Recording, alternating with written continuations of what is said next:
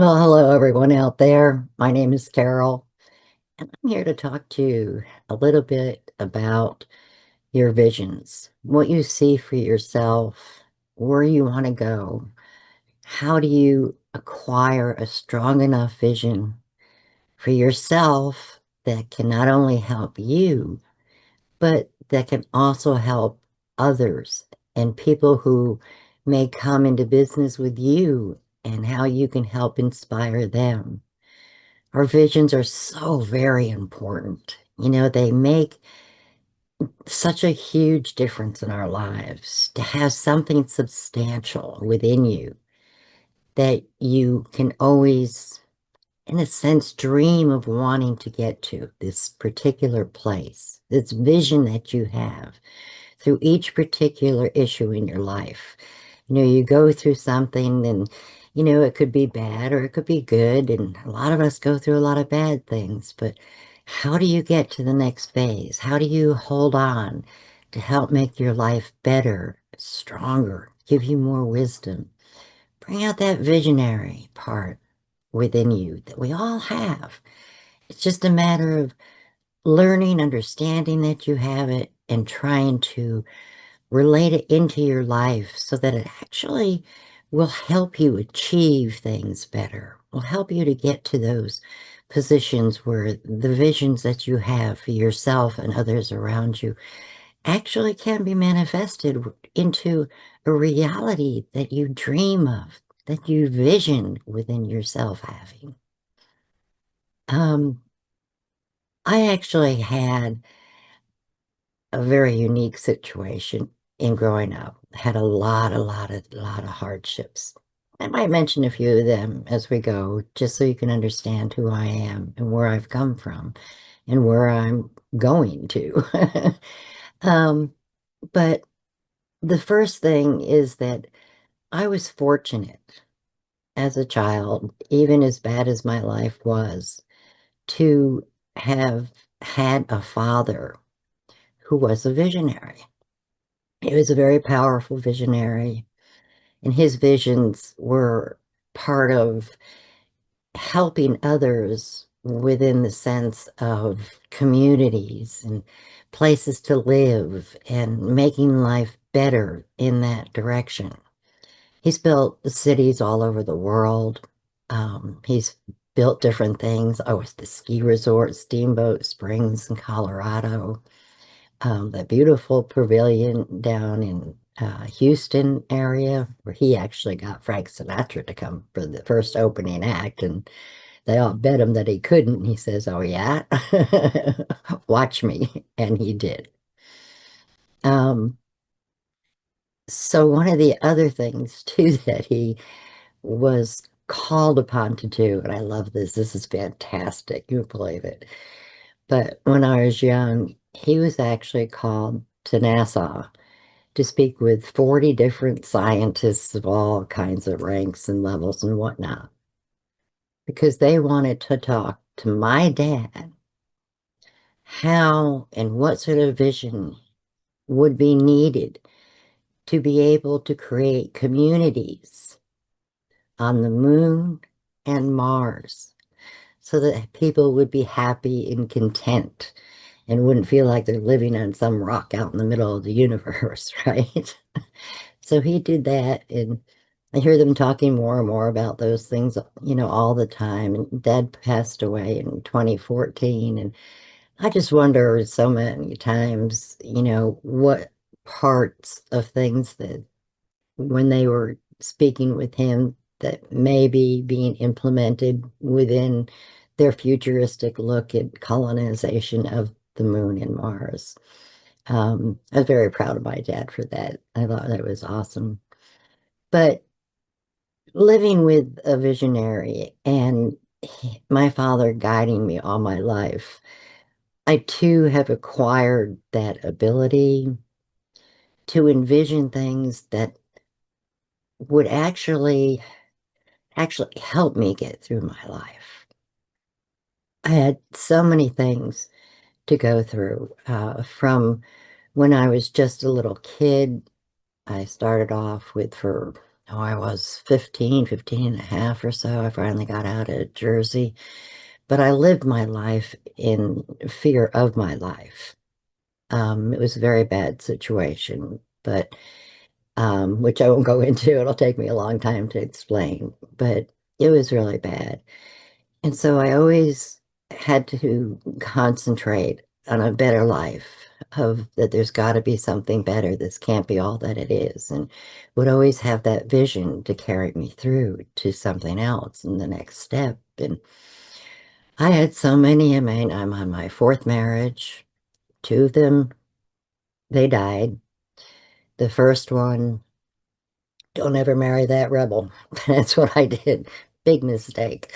But anyway, he wound up kidnapping my kids, although I didn't know that at first. So I went through severe anxiety, about 24 hours or a day and a half or so till I found my kids. But because of joint custody, there wasn't anything I could do. And I wound up losing them because I was in Illinois and he took them to California. And I had no money, and that was really bad. And I won't get into all that either. But the issue that I'm trying to explain is that even through all those areas of my life and losing so many people and my mom and my dad and a brother and a sister, it was always so horrendous. You feel like you're at the end of the world. You don't feel like you're getting anywhere. You don't feel like anything will ever change. And I'm here to tell you about these visions and things when you go through something bad.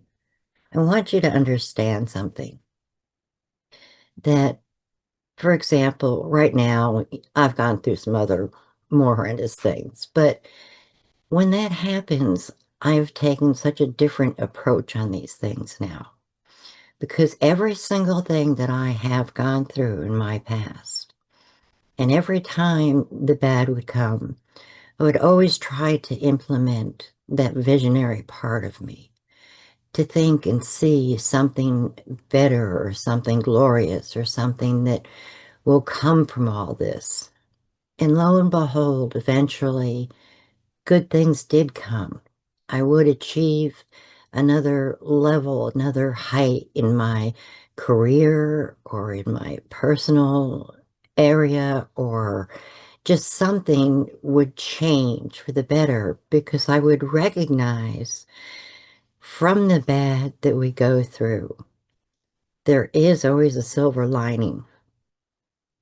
Because I have always found with every situation, and then concentrating always on something better to come along later, I have been able to help so many other people with so many bad things that they've gone through, be it just something emotional, something physical, something spiritual, all of it.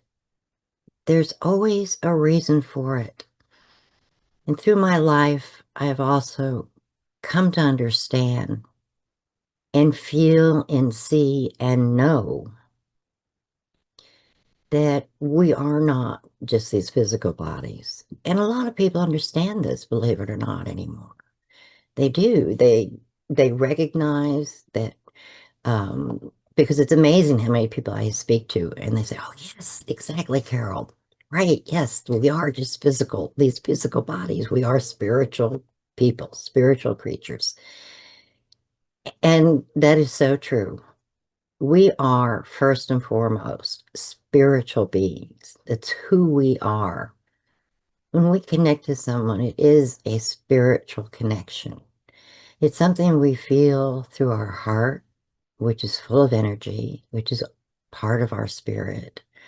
Our thoughts, our mind are just filled with so much, from futuristic, perhaps, things in our lives to come, or things that we have experienced before from past lives, or just things that we don't remember we've gone through in this one, because the older you get, the more you have in your head. But it is true, we are spiritual beings. And this is one of the prime things that get you through everything, that helps you with that vision. because as soon as you realize where we are today here on this earth, as soon as you realize that your vision can take you just about anywhere, your connection to the entire universe, because our spirits are all connected. It's all part of one energy force.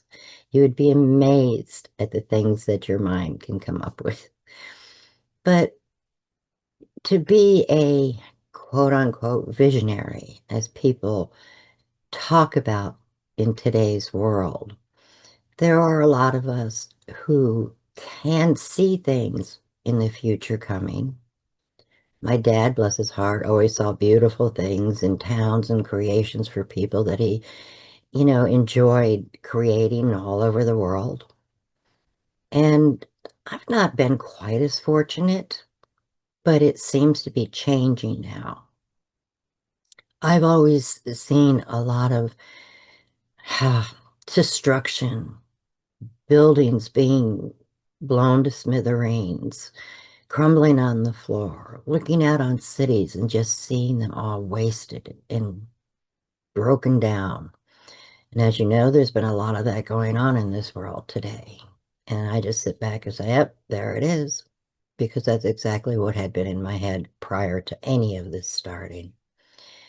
But now I've begun seeing a brighter world. It's like I know there is the heaven on earth to be had. I know it is coming.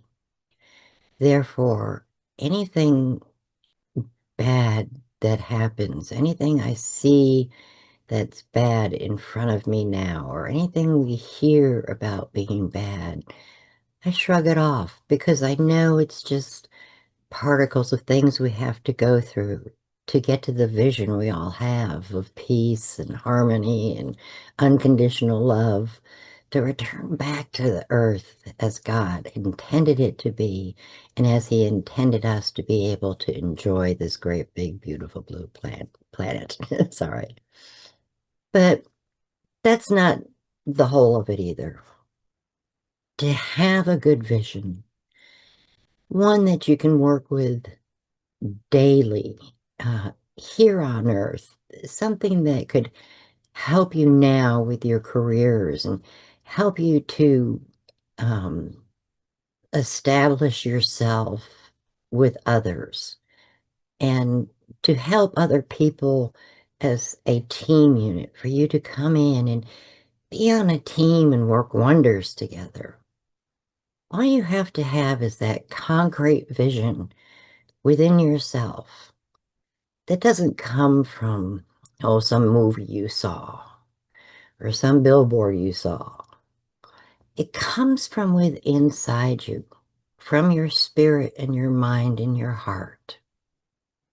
And there's that little God nugget in our minds. You need to learn how to listen to that. You need to learn how to draw your vision from that.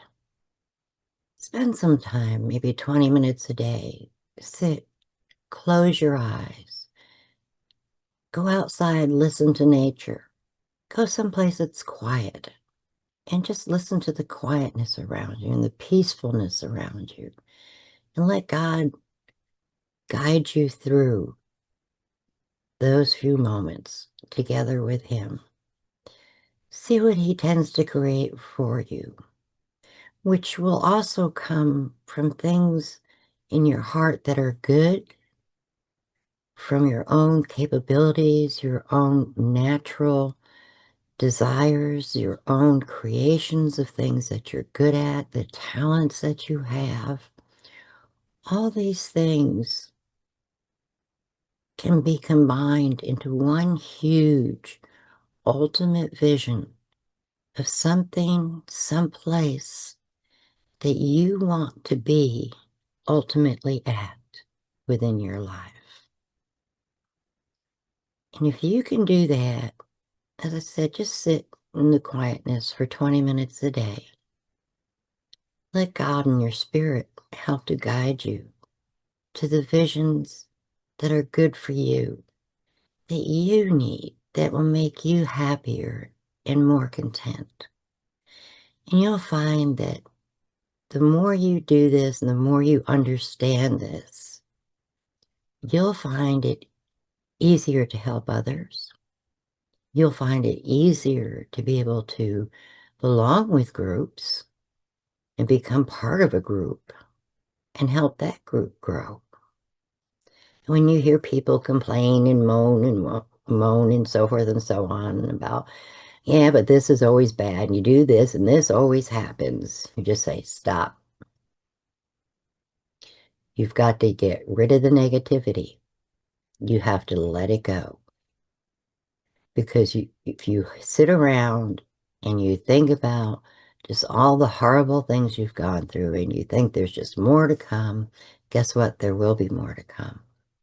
But if you find out what the goodness is out of anything that you've gone through that you felt was bad, and you study it, and you take it apart, and you ask yourself, what could I have done to make it better? What could I have done differently so maybe it didn't happen so badly or so poorly? Where were you wrong in the situation? I'll tell you, I get that from my parents too. My dad, yes, because he was a visionary, but my mom, she'd even pull out, oh, I don't have a coin in front of me, but she'd even pull out coins. She'd put it on the table. She'd just look at that. What do you see? You know, probably an eagle or a face or whatever. She said, turn it over. What's the back show you? I said, well, it wasn't anything like the front of it. And she said, exactly. You know, I always seem to fall into the right hole, right? And she says, people are the same way. You know, what you see is wrong may actually be right. And what you see as right might actually be wrong. You have to learn to look at both sides. In other words, this is where you put your feet in other people's shoes. Kind of just like truth and lies. When you're in a fight with someone, or even just talking to someone, and you have kind of unequal siding, and you think, oh no, they're totally wrong. You know, I'm the one who's right, and they're wrong. Well, are they? Are you? Everyone is different depending on your background, where you've come from, what you've been taught, what you've grown up against. Something that someone else thinks is the absolute truth, you may think is totally a lie. But in their minds, it is the truth. So you have to figure out, well, why are they being this way? Why are they saying these things? Because perhaps what you feel is truth is their lie, and they're going through the same thing, only just the opposite. Truth and lies, visions, visionaries, good and evil. You have to study it. You have to learn about it. You have to understand it. Can't judge. There's only one person who's here to judge us, and that's, you know, up above. We're here to learn and to help each other. So try to help each other, understand each other. Try to put together for yourself some peace and envision what you would feel is the right place for you. Where do you belong? Where does your heart, your soul see you going down the line? Where is it you're supposed to end up? And even though you get a lot of bumps in the road, when you do like I do. Ask Heavenly Father, I said, okay, you have another lesson for me. I'll get through it. I might not like it, but I'll get through it and try to figure it out and do better. So that's the way I get through any bumps in the road. Everything is part of our vision and where we belong and where we're going.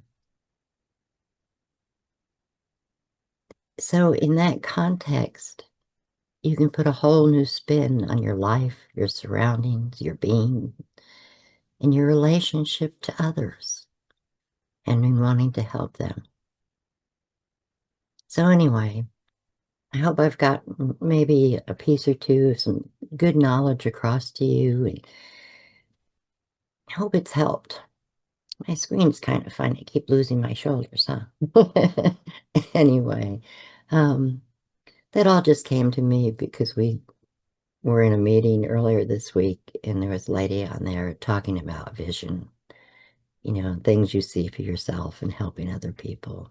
It just got me to thinking about my visionary capabilities and why and how I tend to see things in the future. I can feel them as well as see them.